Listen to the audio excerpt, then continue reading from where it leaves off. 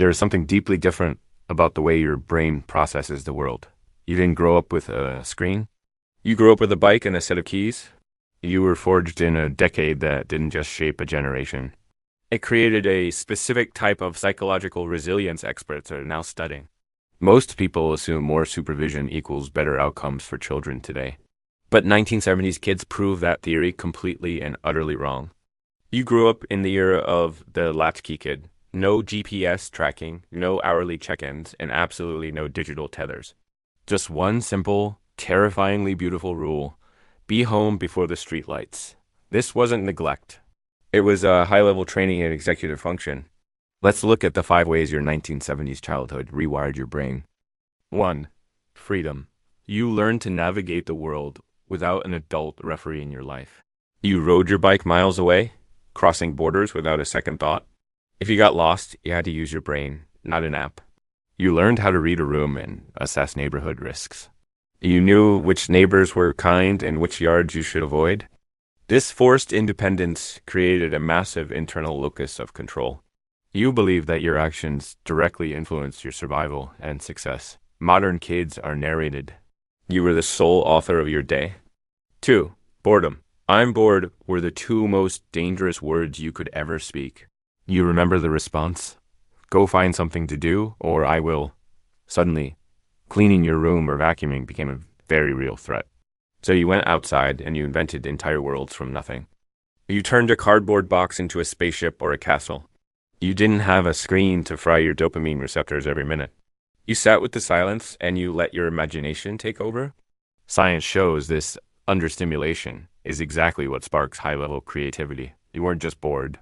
You were in a laboratory for your mind. 3. Risk.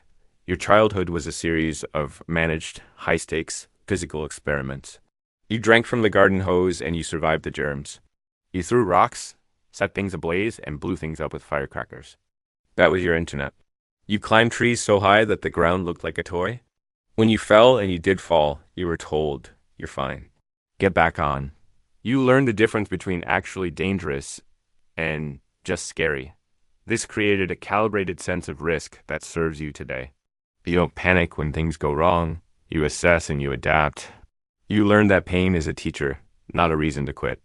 4. Resilience. If you don't stop crying, I'll give you something to cry about. It sounds harsh now, but it taught you emotional self-regulation. You couldn't text a friend for instant validation after a bad day. You had to sit with your feelings until they eventually passed. You learned that you could survive discomfort without external intervention. You were the TV remote for your parents, standing to change channels between the 3 you had. You learned to deal with the frustration of static and bad signals. This created a brain that doesn't crumble under minor social stress. You are the master of the poker face and internal grit. 5. Patience. You grew up in a world that moved at the speed of mail. If you wanted to see a show, you waited an entire week. If the show ended on a cliffhanger, you suffered for 7 days.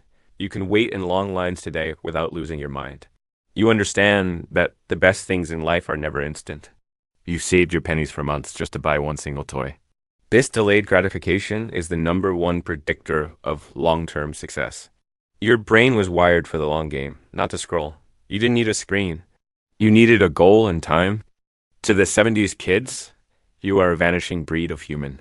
You carry a psychological toolkit that the modern world has forgotten. You are independent, creative, resilient, tough, and incredibly patient. You miss the good old days because they were actually better for the soul. They didn't just give you a childhood. They gave you a spine. Your brain was rewired by freedom, and that is your superpower. Share this with someone who survived the era of hose water and feral afternoons. Because you are wired differently, and the world needs that now.